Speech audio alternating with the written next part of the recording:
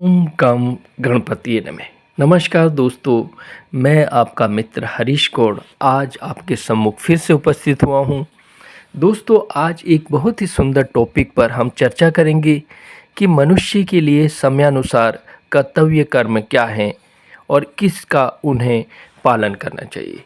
दोस्तों, भगवत गीता में वासुदेव श्री कृष्ण ने अर्जुन को कहा है कि जो मनुष्य शास्त्र विधि को छोड़कर अपनी इच्छा से मनमाना आचरण करते हैं वह ना तो अंतःकरण की शुद्धि को प्राप्त होते हैं, ना उन्हें किसी तरह से भौतिक सुख और शांति की प्राप्ति होती है, ना ही उनकी परम गति होती है। मत्यो यत्र गच्छन्ति तत्र गच्छन्ति वानरा, शास्त्राणि यत्र गच्छन्ति तत्र गच्छन्ति ते नरा। मत्यो यत्र गच्छन्ति तत्र गच्छन्ति वानरा, शास्त्राणि यत्र गच्छन्ति तत्र गच्छन्ति ते नरा। वासुदेव श्री कृष्ण कहते हैं कि जो मनुष्य मन के अनुरूप अपनी इच्छा रूप से ही आचरण करता है, शास्त्र सम्मित रूप से नहीं करता, उसकी संज्ञा वे वानर के समान मानते हैं। और जो शास्त्र विधि के अनुसार आचरण करते हैं वही श्रेष्ठ नर कहे गए हैं। प्रवृत्तिम च निवृत्तिम च जना न विदुरासुरा। मनमाना आचरण करने वाले मनुष्य को असुर की संज्ञा दी जाती है। मनुष्य के लिए आवश्यक है कि वो समयानुसार कर्तव्य कर्म करे। दोस्तों, जैसा कि हमारे वेद हमारे शास्त्र हमें बताते हैं कि मनुष्य के लिए 3 तरह के कर्म अवश्य किए जाने चाहिए।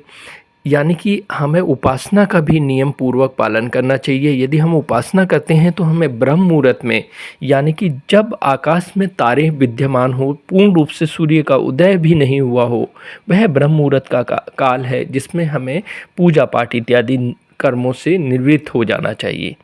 उसके बाद मध्य काल में भी हमें दोपहर के समय पूजा का पालन करना चाहिए।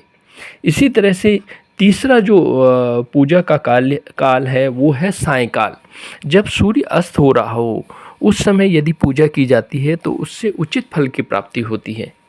और बहुत से लोग असमय में दान कर देते हैं। शास्त्र बताते हैं कि असमय में किया हुआ दान राक्षसों का भाग माना गया है। यदि हम ये सोचकर दान करते हैं कि ये दान से हमें देवताओं और पितरों का आशीर्वाद प्राप्त होगा, ये हमारी एक तरह से भ्रम है। यदि हम असमय में दान करते हैं तो वह दान राक्षसों के पास चला जाता है, उससे हमें किसी भी फल की प्राप्ति नहीं होती। इसलिए हमें शांत होकर शुद्ध चित्त के साथ संध्या उपासना करनी चाहिए। सुबह के समय ब्रह्म मुहूर्त में जाकर पूजा पाठ करना चाहिए।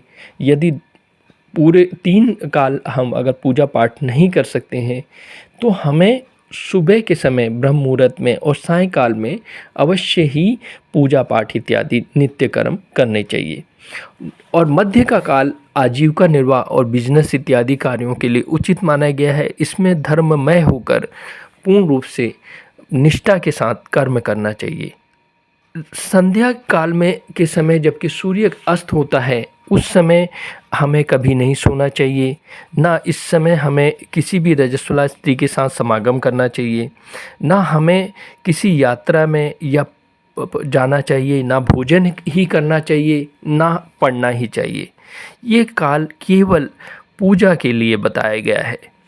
मनुष्य को कभी भी चौराहा, शमशान, उपवन, दुष्ट स्त्री के साथ देव मंदिर, शून्य घर और जंगल में देर रात तक कभी नहीं रहना चाहिए। रात्रि के समय पेड़ के नीचे रहना भी वर्जित बताया गया है। अमावस्या के दिन जो मनुष्य वृक्ष, लता आदि को काटता है, उसका एक भी पत्ता तोड़ता है, उसे ब्रह्म हत्या का पाप लगता है। मनुष्य के लिए ये आवश्यक है कि वो संक्रांति, ग्रहण काल में, पूर्णिमा में, अमावस्या में और पर्व कालों में किसी भी तरह मनुष्य वृक्षों को, तीर्ण को, औषधि को छेदन भेदन न करे, उसको हानि न पहुंचाए। यदि वो ऐसा करता है तो उसे ब्रह्म हत्या का दोष लगता है।